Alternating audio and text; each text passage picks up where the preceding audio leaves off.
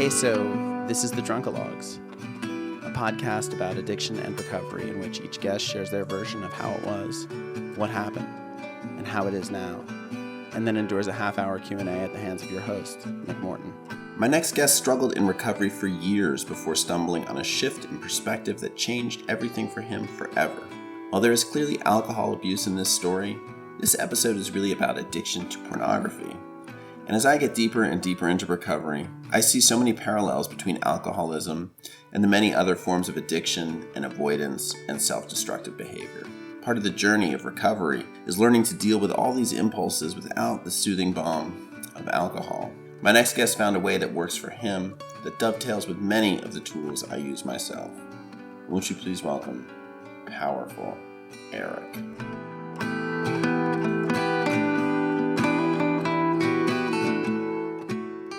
So, Powerful Eric, is that your stage name, or is that like how'd that come about? That is my superhero name. Da, da, da! Powerful Eric, the egomaniac is here. This person that calls himself powerful. His member must be pretty small if he has to call himself. I have a lot of people on social media that do not like that I call myself Powerful Eric. No, how that started really is I had challenges with alcohol and porn, sex addiction, all these things. And I really wanted to get well. Mm-hmm. So I did what the professionals told me. And I'll put Right. that in quotes, these professionals. And, I went the standard route, which, you see a therapist, put you on antidepressants, you go to 12-step meetings, all those things. And long story short, after almost 2 decades, and I got to say that if there's someone out there struggling, there is hope for you, because it took me 2 decades to finally go, hey, you know what? This isn't working. Maybe I should try something. Maybe I should try something different. So there's hope for you. It took me 2 decades to go, maybe I should try something else. So anyway, Right. one of the things, so with my 2 decades of going to different 12-step meetings, one of the things that this is going to sound arrogant, but it's the truth, that people get wrong in 12-step meetings. And it says we were powerless. Right. It says the word were. Now, Yeah. I can guarantee you at 99.9% of the people, or all the 12-step meetings you go to, they interpret it as you are powerless. There's a big difference. There's a huge difference between were and are. And there's actually people that introduce themselves as, for example, the meetings I go to, I am a sexaholic and I am powerless over porn. Right. That they literally introduce themselves that way. Mm-hmm. But that's not what it says in the steps there. It says Right. were. So anyway, after almost 2 decades, this not working for me, I was desperate. I needed to find something different that worked. So I got online. I found this little app that used the science of mindfulness to break addictions. And just on a whim, I thought, I know I'm going to make my login, my username, as Powerful Eric. And in that moment, pitiful, power, pitiful, a pitiful power, pitiful, powerful, powerless Eric died, and Powerful Eric was born. I don't call myself Powerful Eric out of ego. It's out of having called myself a piece of shit and powerless for decades. And I got to say, just whenever I say powerful, it makes me feel good. And Right. so Anyway, that is my long-winded Well, story. How, it's basically a login that stuck, right? That's how we got here. yes, sir. So, well, so where are you from? I'm from St. Louis, Missouri. We are the show me state. See, Right, in St. Louis, you got to show people. You got to right. show them it. So it's the show me. And you grew up there your whole childhood, basically? Yes, I grew up here most of my life, with the exception. St. Louis is kind of a funny thing. People leave, and then they come. Right. It's just Yeah. it's just this St. Louis thing. If you grew up in St. Louis, probably 90%, and then you leave and live somewhere else, you're most likely going to end up back here. Right. That's It's cool. kind of it's a small city that thinks it's a big city. And so anyway, people come back, and I had got this amazing job. It was a dream job that I worked hard to get. I don't know if you're familiar with Brian Tracy at all. He's a big sales trainer, motivational trainer guy. And anyway, I landed a job promoting him and working. I'm actually in a book with him as well called Think Big. Right. And anyway, I had got this job, and it was a great job. And I was standing in front of an audience promoting. What we do, we speak to like large companies with large sales forces, and speak to the sales force and give them some teaser stuff from Brian Tracy's big seminar, and then try to get them to go. And I was standing in front of the group, and I'll never forget, I got tongue tied because I was talking about things like having a mission, passion, persistence, self responsibility, and attitude. And as I said the word self responsibility, I got all tongue tied because I had a flash of me acting out the night before. Right. Sure. So, And so, sorry. oh, Yeah. And what happened? Sorry, no, I just cut you off in the middle, right as you're about well, to tell me that no, it's just, that was like, it was like, Eric, you have a problem here. Like, you're a hypocrite. yeah, exactly, precisely, precisely. Hypocrite is And the, so I guess like how did sort of acting out like addiction and addictive behavior begin for you? oh boy. When I was fairly young, really, Right. you know, guys, boys discover their genitalia much earlier than the ladies because it's just a lot Hard bigger. to miss. Hard to Right. miss, exactly. And I started masturbating pretty young, but that's whatever. But but then I came across pornography fairly young, and then I also have older brothers, and like the height. And I'm fast forwarding way forward here, but like high school, uh, they were older, and they weren't like alcoholics or anything that, but like they might have a party at the house when the mom and dad are gone, and I'm this kid. And so I was also exposed to alcohol at a young age. I distinctly remember being in the eighth grade and being drunk, totally drunk. And was Uh, that the first time you got like totally drunk in eighth grade? yeah, it's either seventh, totally drunk, either, yeah, yes, yes. Uh, And it was at like one of your older brother's parties. no, actually, that particular time was not. I just decided, um, I remember my friends and I, we were going to go do something. It was a Friday or Saturday night, just, and for whatever reason, I decided to get out. This was by myself. In fact, I've Right. told this story. This is crazy. Um, I was by myself, and I got some alcohol. It was either beer or vodka. It's been, anyway. And I got drunk, and then it was weird. It was like I wanted to show off that I was drunk Right. with my friends. Sure. They thought it was the funniest thing. I acted like a complete goofball. They thought it was funny. But yeah, yeah, that was, How did you show off to them? I mean, did you go find them somewhere? yes, I did. So I got myself drunk, and then I went to where they all, where's this was before iPhones and iPads. Like, this is when kids actually used to go outside and ride their bikes and hang out together and stuff. And so, that's what we would do, you know. And so I Right. knew, Where would so like when you go, you like get drunk, you go to find your friends. Where are they hanging out?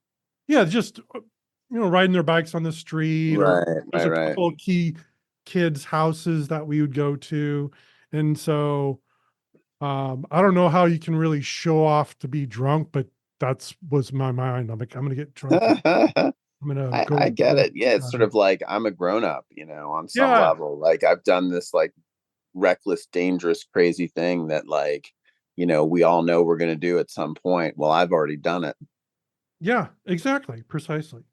But for me though, the alcohol was just, um, what I would use it is for is to loosen myself up to act out sexually with porn or going out into the world. Um, And when did that sort of pattern start? I mean, that that's didn't like start till much later, right, because I mean, I'm 53, right. and so when dial-up started coming around, that which was in the 90s. I remember, Mm-hmm. this is crazy little tangent. I think it was about 1994-ish. I remember Mm-hmm. giving a presentation to a group on what the internet is. Right. And I can still remember this one lady's face for some reason. Like, she was just totally enamored, like, oh wow, really? And it's like, now it's like the internet is, Everywhere. yeah, yeah. So And so in 94, you're giving a presentation on the internet. What are you doing at that point? So you went to college, presumably? yes, I went to Webster University in St. Louis, Missouri. Um, but the presentation actually was at a Toastmasters group. Toastmasters, for those that are not familiar, it's a public speaking group to overcome, for some people, it's to overcome fears of public speaking. For others, it's to better improve their communication skills. And I was very active in that group. I love that group. Right. And I lost my train of thought there. But Well, it's okay. I mean, what was college like for you? I mean, did you party and act out a lot in college as well? well, actually, high school was the big time for me. Right. Man, and I think it's kind of sad, like, looking back. Um, like, do you have to get totally smashed to go to a party in high school? Like, that's what we did. Like, that was just like the thing that we all did. Like, you go to a party and you get completely just smashed. And the Yeah, better, like like, if you could even like forget things the next day, it was that much more funny to talk about it in high school, the next day. and how often would that happen for you? Was that like every weekend? It was pretty frequent. I mean, that was the goal, was like, if there wasn't a party to go to, um, that was like a real bummer, I like, agree. I mean, I felt the same way. Like, I mean, I think I started drinking when I was, in sixth grade, and once I had discovered like the excitement of like getting fucked up with my friends, that was all I wanted. Like, yeah, I didn't, that yeah, was all I wanted to do. I just wanted to like hang out with my friends and get fucked up. yeah, And yeah, like I didn't want to go see movies with my friends. I didn't want to do sports things with my friends. I just wanted to like get fucked up and have crazy shit happen. And you know, uh I don't know when that kind of changed. It started to change, I guess, in college because it wasn't as interesting, yeah. for some Well, reason. for me in college, then it was going to the bars, that, so there wasn't the party to go to, but then there was the bars to go to. And I can always remember, um, getting drunk, and And then when after I go to the bathroom, I'm standing at the stall peeing, and I can always remember, like, because it's a moment by myself, and I'm like, oh wow, I'm feeling really good. The music, I love music. I love it. Right. And I could hear the band playing a song that I like, and I'm like, yeah, this is awesome. But for me though, the thing was, then it was like, well, and then when I get home, I'm gonna get into some serious porn, man. Right. Like I'm gonna just bust it all out. Right. So And so, but I mean, this is college. Like, what kind of porn are you looking at? Like, do you have like magazines at this point? Like, or so videotapes? well, it's it's funny and sad at the same time. Like growing up, I had a neighbor that literally collected every single publication of Playboy. Right. And like now it's almost laughable. I mean, it's soft, you know. So but it had some other things too. And then I found VHS tapes. It's like, oh Mhm. man, like that was like VHS porn. That was Right. cool. But the thing of it is, I still really wasn't like totally hooked then. But when the Right. internet came around, here's the big thing that's massively different with internet porn as opposed to like a VHS or even a DVD is one, it's accessibility.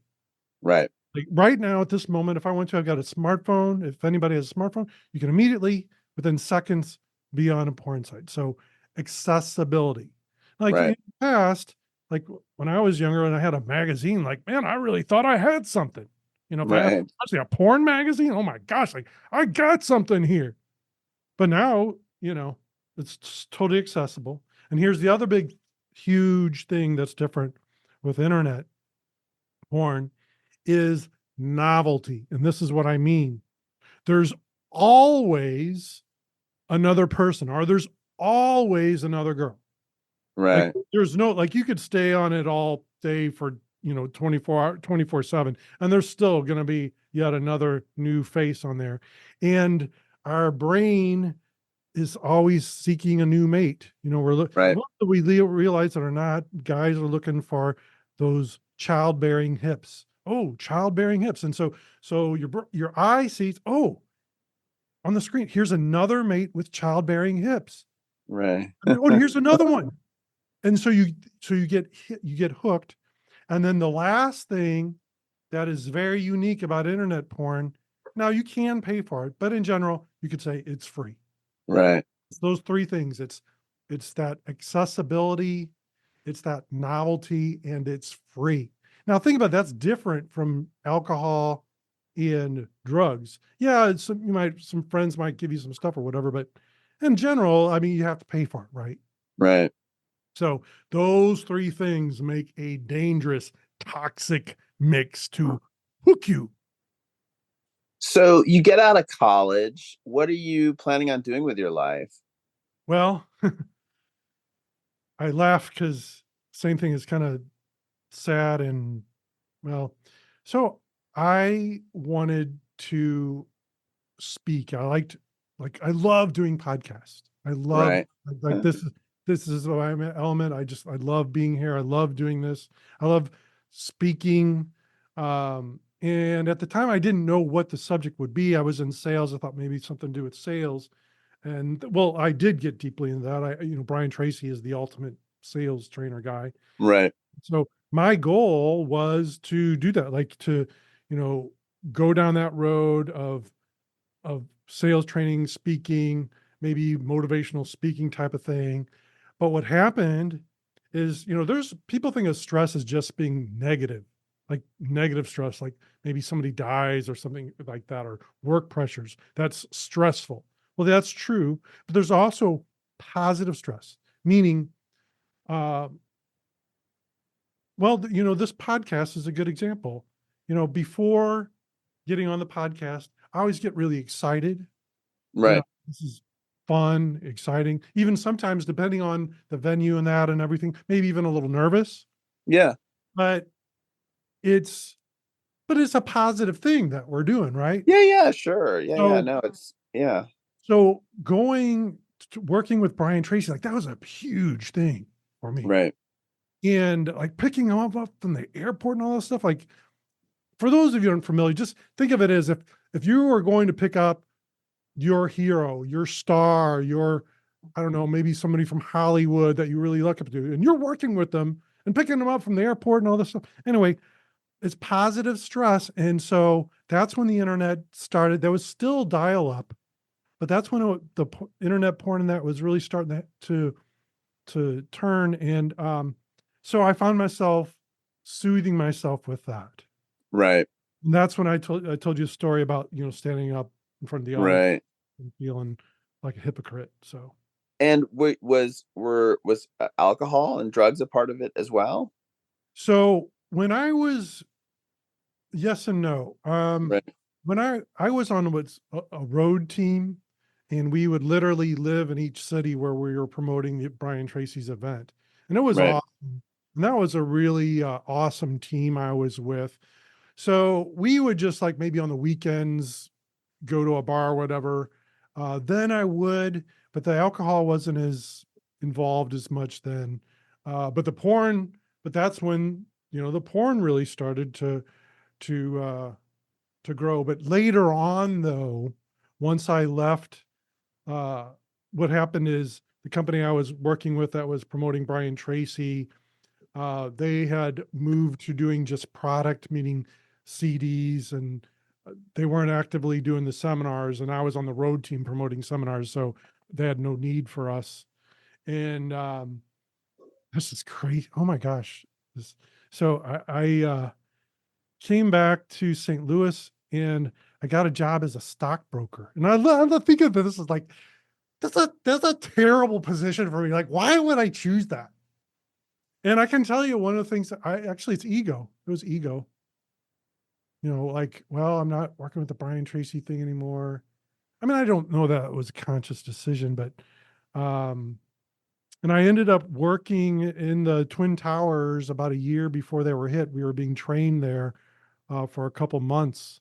And my boss was in the building, when it got hit. And,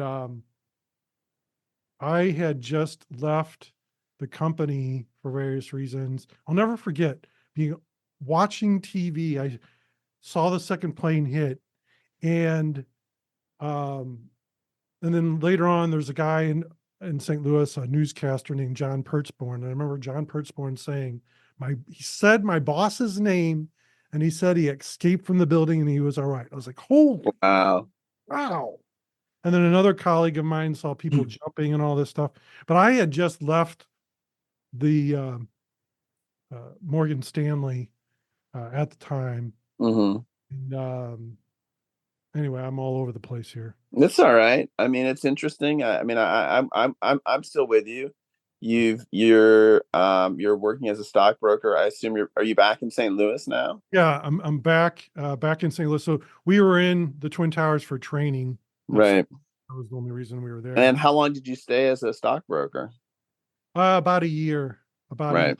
I probably would have stayed longer, but I wanted to promote my business by giving seminars. Imagine that, you know. But then I got a new boss, and he wanted us just to cold call on bonds. And I was like, oh God, this is miserable. Cold calling on bonds. Hmm. So anyway, I left that, and well, I was about to leave that, and my brother said, "Hey, if you want, it's not up your alley, but you could drive a truck delivering stuff for this telecommunications company that I work for. You could start immediately." And so that's what I did. Mm-hmm. Wow. And And so what happens? Like what brings you kind of to your knees in this whole scenario? well, that job, there's nothing wrong with driving a truck. Uh, Mm-hmm. great. But, you know, I told you a little bit about myself. That wasn't my thing. Right. So I did it, but I'll never forget going into um, the guy that hired me, Scott, awesome guy, incredible guy. Um, he said, you know, I told him, I said, well, you know, this is just holdover. I just, you know, need this maybe for a couple months until I find out what I want to do. And he said, that's fine. You know, that's cool. But he says, I warn you, this place has a way of sucking people in. Mm-hmm. And, well, about almost 7 years later, I was still there. Right. In that job, there's a great speaker named Les Brown. Mm-hmm. He says that some people commit spiritual suicide because they've given up on their goals, they've given up on their dreams. And I had pretty much given up on my goals and dreams because I was then felt deeply addicted to sex and porn addiction. I was broke. I was driving a delivery truck, and I thought there was no hope for me. And like Les Brown said, um, I felt like I had committed spiritual suicide. Mm-hmm. And so I was just existing. And I actually worked with my brother, and he knew I was he knew I was miserable, but you know, like you know, what could he do for me? He was trying to help me by getting me the job. I just, instead of taking it for a couple months, I took it for almost 7 or around 7 years. Right. So that was a really dark time. And I fell really deep into my addiction. So, And how did you get out? well, great question. So like I said, I really did want to get better. I really did want help. I sought the quote unquote professionals, and it wasn't working. So that day came when, you know, I was just desperate. What I used to do is what I call burn days. Mm-hmm. And burn days means literally acting out the entire day, like Right. the whole day from when I got up, and then, you know, I would skip breakfast, skip lunch. Dinner time rolls around, I'm starving. So I throw a pizza in the oven, maybe go back to porn, and burn the pizza in the oven because I had my horse blinders on. And so I eat the burnt pizza, get back to it till about 2, 3 a.m., and then have to get up the next morning to go drive the truck. And it was awful. And so anyway, how did I get out of it? You know, I was desperate. I was doing all the things I was supposed to be doing as far as recovery goes. And I was desperate. So I found this little app. We use the science of mindfulness to break addictions. Once I created that login as powerful, Eric, little did I know that would change my life and the life of countless others, because I now counsel guys literally around the globe, from countries that I've never even heard of. And Can I stop you for just 1 second? yeah, When you say you were doing everything that you were supposed to be doing in the 12-step program, but it wasn't working, like, what does that look like? Like, why do you think it's not working? well, I'm not just referring to 12 step. I'm talking to, like, you know, about my therapist and medication. And by the way, I had a psychiatrist tell me these exact words. He said, "You will be on these for the rest of your life." Right. That was his exact words. By the way, I have not been on any type of medication at all for, I don't even know. I'm guessing like 15 years. I don't know. Right. I take Right. zero medication. I do take supplements and things like that, but I take Right. zero. So I'm not just talking about that. Right. And you know, looking back, like therapists are great. I highly recommend them. hmm But I highly recommend somebody that is like a specialist in whatever it is that you're going through instead of just a general. hmm So that was one thing that I should have done differently. And the medication, like I even took naltrexone, I believe is what it was called. Generally just taken for alcohol, but I was taking it for sex addiction because there were some studies that suggested that it had some benefits from that, but it didn't really it helped a tiny bit. It wasn't enough to like really continue. Um, so there's the medication aspect. And for the 12 steps, 12 steps are great. The the where's my brain? The people is what it's all about. Like Totally.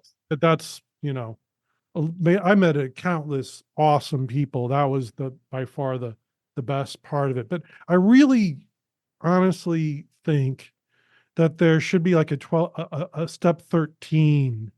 Because in the beginning, when someone comes in, I feel like people do need to say, you know what, I've been beaten. Um, and in the beginning, there is merit in the beginning of saying, I'm beaten, I'm powerless over this. I'm an alcoholic or I'm a sexaholic or whatever your thing is. But continue, in my opinion, continually saying, I'm a sexaholic, I'm a sexaholic, I'm a sexaholic. And what the different thing at the sexaholic meetings, where then they'd have you describe some of your worst behaviors. Right. You say, I'm a sexaholic. These are the worst things that I've done. Right. Um, And I guess my point is, like on step 13 would be to say, you know what? I am a recovering sexaholic because our words are powerful. Our words are powerful. So I am a recovering sexaholic. And, I feel like that needs to be a part of the progression instead of just constantly saying, I'm a sexaholic. Like I used to brush my teeth as a sexaholic or porno. Right. I have a joke in stand up that I do that's all about this. Let's hear it. I mean, it's on the internet, but it's basically like the joke is like, when I wrote this joke, I was 3 years sober. So it was like, yeah, I've been sober for 3 years. One of the things that bugs me about being sober is that like, you know, after 3 years without a drink, I still have to call myself an addict. Like I was at a party recently and this guy came up to me and he was like, Nick, let's get a drink. And I was like, nah, man, I'm good. And then he's like, oh, come on, Nick, I like you. Come on, let's do some shots. And I'm like, no, man, it's cool. And he's like, oh, don't be a pussy, Nick. Come on, let's get fucked up. And after 3 years without a drink, I'm the one who has to be like, sorry, man, I can't. I'm an alcoholic, you know? And like, just the idea that like in that scenario, I'm the one that has to identify as the alcoholic instead of the other guy is just Yeah. like totally insane to me. Yeah. Yeah.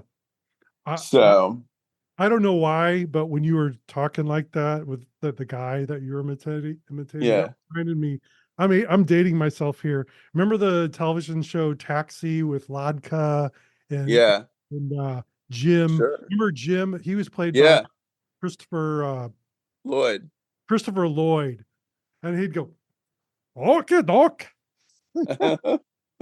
and um, he was always he's either always stoned or drunk, always coming in. totally. Okay, doc. Um, so I mean, uh, so you log into this app, and does this app change everything? Is it mindfulness that changes everything for you? Well, what it did is it opened my world to other tools that are available.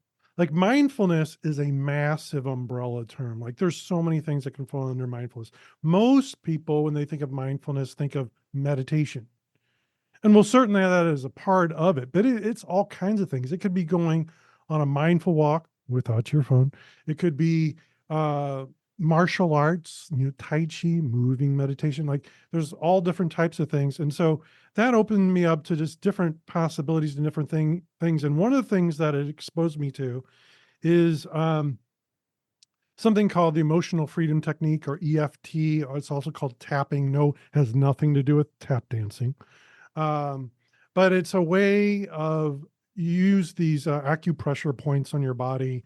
You say certain words while you tapping on these acupressure points.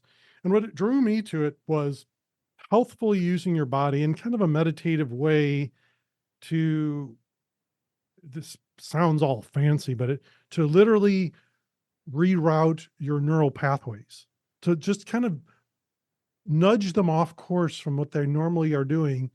And it really is tremendously helpful for guys with sex and porn addiction, because it's a different way of using your body, and other addictions too, of course. Um, and one of the things that it's used for often is like if somebody comes back from a soldier and they have PTSD, that's often the thing that is used to help them regulate and come down from whatever trauma they were exposed to. So that was a big one for me. But I got to say though, the biggest thing of all though was that changing the way I look at myself in the mirror. I stopped brushing my teeth as a sex and porn addict, and I started looking at myself as powerful Eric, and the positive things that my positive attributes.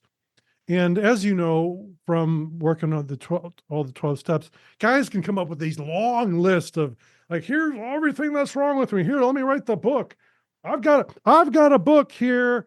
This has got every defect of me. And then they come up with you got to do the other side, like your positive characteristics. And it's like, come up with 4 things. And it's like, man, I got these 4 things. I can't think of anything else. So anyway, I made a big, long list of who powerful Eric was, what he was, his characteristics, his beliefs, and his superpowers.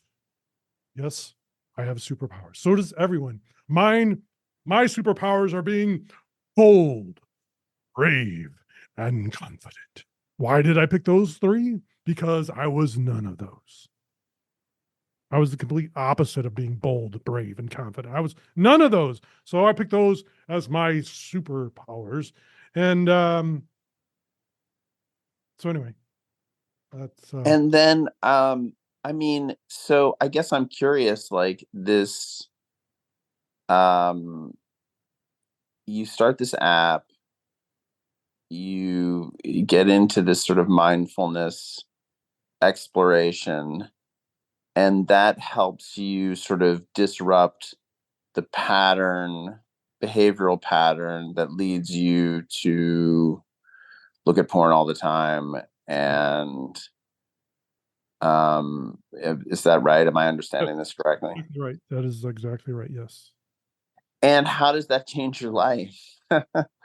Well, how it changed my life is then I got certified as a sex and porn addiction recovery coach, which is a lot different because I then found success with this finally, and I wanted to help other, like I'm like, there's got to be countless other guys out there like me that went the traditional route and that were still struggling. Because one of the things that kind of disturbs me is they took the model that was built for alcohol and drugs and they just moved it over to sex and porn, thinking, oh well, it's the same thing. And yes, it is the same thing in a lot of regards. Yes, but in a lot of regards, it's not. Like, I don't know about you, but usually don't, or I wouldn't leave. Drugs and alcohol is outside of ourselves. But I don't know about Mhm. you, but I bring my penis wherever I go. I like to leave my penis at home as much as I can. Well, there is that song called Detachable Penis. Detachable penis. Yes. And unfortunately, I don't have one of those. So anyway, my point is that there's a lot of differences between sex and porn addiction and uh and drugs and alcohol addiction. But I admit, there are a lot of similarities. Sure. So they just took that model and moved it over and thought, oh, well, this will work just the same. But it doesn't. I know. I saw countless guys come and go from those meetings like a revolving door, like for almost 20 years. Right. So, You were in so I would, sex addiction recovery for 20 years before you found Powerful Eric. yes. I know. That's why I said if you're Yeah, that struggling sounds right pretty now, demoralizing. if you're struggling right now, let me tell you, there's hope for you, because I think, if you're smart enough to figure out how to get out of a wet paper bag, you're probably ahead of me, because it took me 20 years to think, hey, maybe I should try something different. Mm. So there is hope for you. So, and how quickly did things change for you? I mean, as far as like your behavior goes, like, you find this sort of mindfulness app, you start applying that to, I mean, all the other tools that you have in your toolkit that come from, 12 steps and therapy. Is it pretty quick that you start seeing results?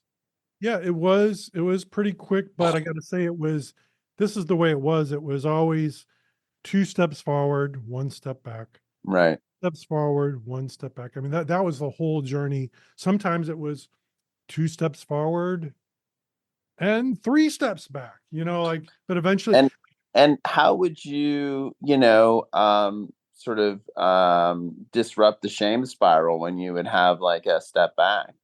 yeah. Well, I mean, and that's the thing where tapping is really good with things like shame. Mm. And So how does it work? Walk me through it. Like if I'm okay, feeling shame right now, what do I do? well, you would there's a whole lot to this. I'm just going to show you. Right. You start with the one tapping point on the side of your hand. This is, you can't see this right now, but I'm tapping on the side of my hand, and I'd say, even though I'm feeling so much shame after acting out last night, I still deeply and completely love and accept myself. Even though I'm feeling so much shame right now from all the porn or alcohol I did last night, I still deeply and completely love and accept myself. And then one more time, even though I feel so much shame about acting out last night, I still deeply and completely love and accept myself. And then you'd go on to the next tapping point. You can't see this. I'm tapping next to my eyebrow, to the eyebrow point. And the first time you go around, you're feeling the feelings. Like, you don't want to just not feel like it. Thing that's cool about tapping is it encourages you to feel the feelings. Like, in the past, that's one of the reasons why people, get addicted. They're trying to escape from their feelings. Right. So tapping encourages you, like, yeah, feel that shitty feeling. And so you go through and you do these tapping points, and you say how much shame you're feeling and how bad you're feeling, and you feel those feelings. And then the next round of tapping, then you go into what I call the maybes. It's like, well, you know, maybe it's not, you know, maybe that was the best choice at the time, or maybe it's not so bad. And you do these maybe statements with tapping. And then at the end, if possible, if you feel like you're to that point, you can move it over to, like, well, yeah, I did act out last night, but I'm going to get back on the horse and keep going. So that's a poor explanation, but No, uh, but I mean it's interesting. It does make some sense in that, like, I mean, I find with mindfulness that, like, and meditation in general, that it disrupts this, this mantra in my head that, that I'm just a piece of shit, mhm. and that I'm worthless, and it doesn't necessarily replace it with anything, but it stops that and makes me aware of just like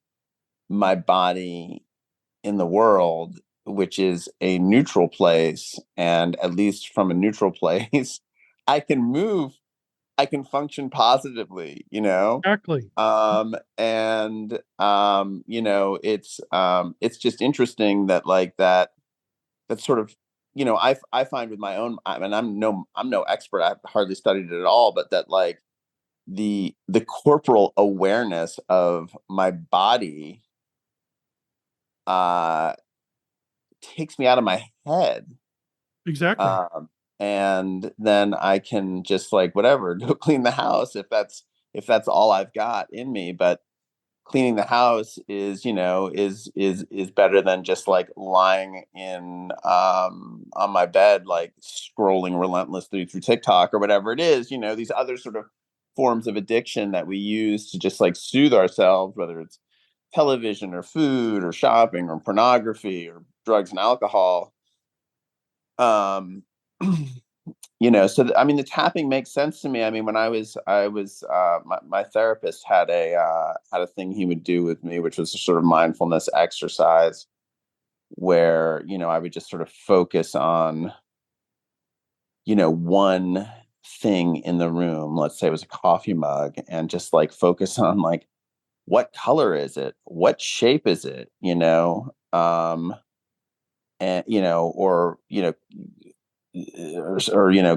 just engage my senses in something in the room so that it would again just like snap me out of the like relentless drumbeat of self-flagellation. Yes. And I love the word you picked. You said disruption. That's exactly what it does. It disrupts those thoughts, like you were saying, so we can, so we can function. Yeah, it's funny. I had a guy on this podcast named Martin Clancy Martin, who wrote a really good book called How Not to Kill Yourself. And a lot of his philosophy about how not to kill yourself is disruption. Like, the big idea, or one of the big ideas in his book is like, hey, if you're gonna kill yourself, just do it tomorrow. you know Yes. which is really pretty funny because Yep. tomorrow is always, you never hit tomorrow. Yes. So Procrastinate. Yep. and the idea being like, if you can just like put off the most destructive thing, maybe you will find something constructive, and you can sort of build a series of constructive events on that one constructive thing. Yeah. That is something that I sometimes use with some of my clients. So yeah, if you feel like you're acting out, just do it tomorrow. Just tell yourself, Right. I'm going to procrastinate on it. I'm going to do it tomorrow. Right. And so how long have you been married? This October will be 13 years. Right. So you got well before you got married, huh?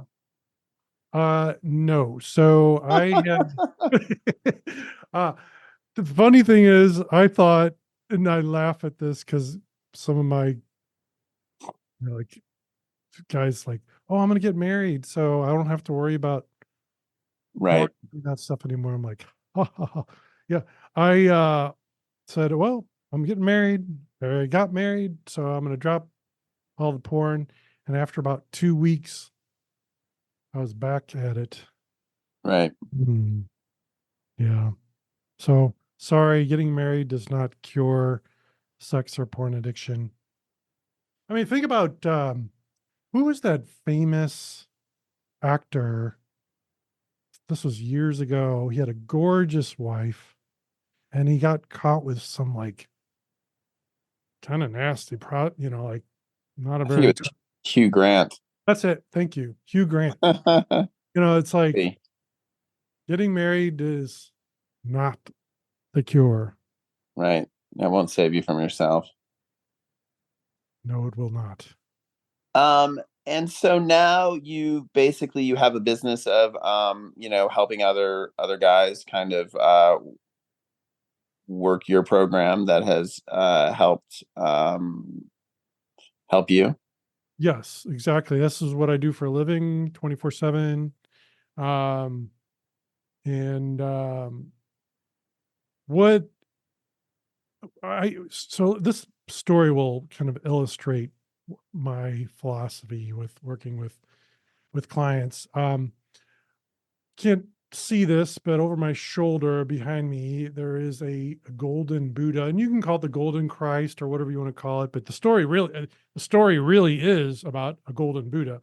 And about 1,000 years ago, these group of monks created a giant golden Buddha, and the they learned that an invading army was coming, and of course they knew they would melt down the Buddha for the gold, so they decided to disguise it. They put clay on it, they put dirt on it to disguise it, and their plan did work.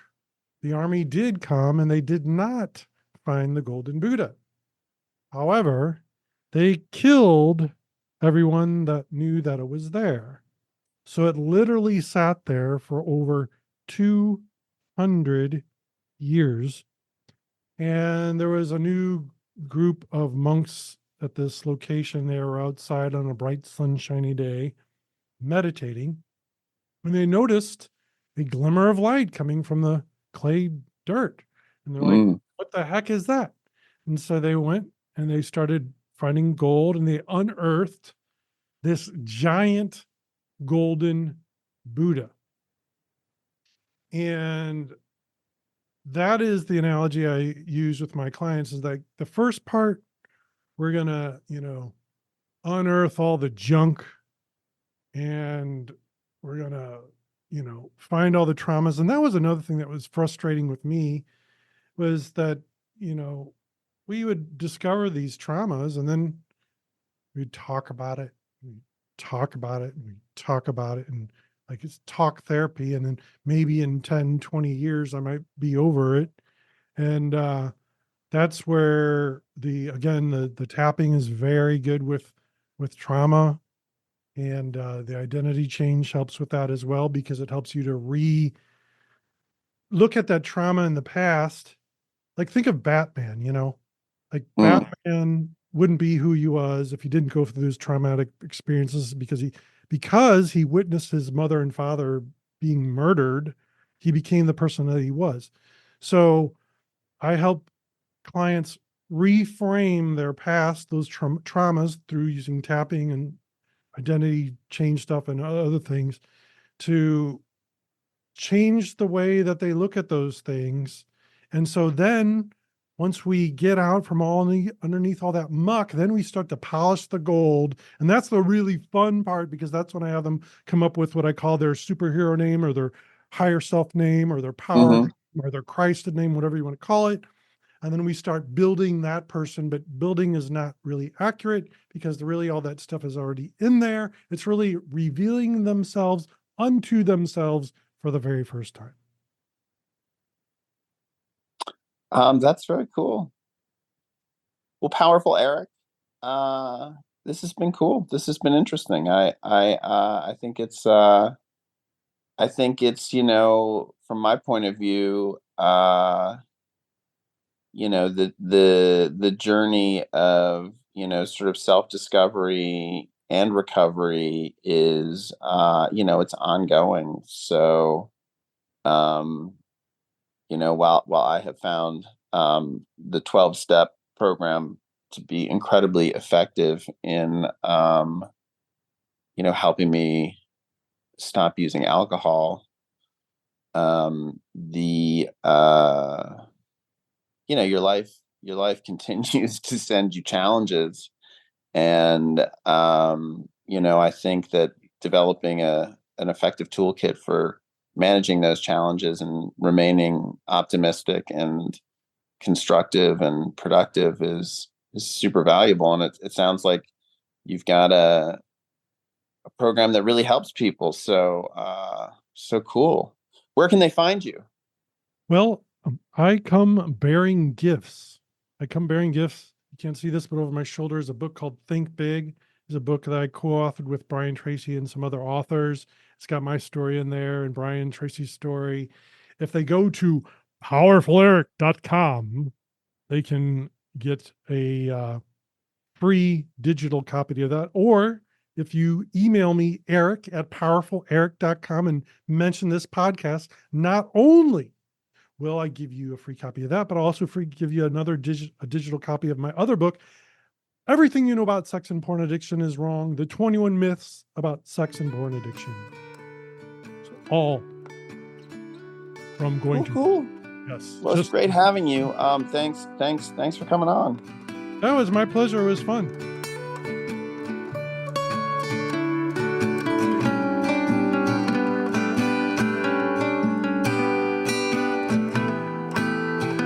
Thanks for listening. You can support this podcast at patreon.com/thedrunkalogs.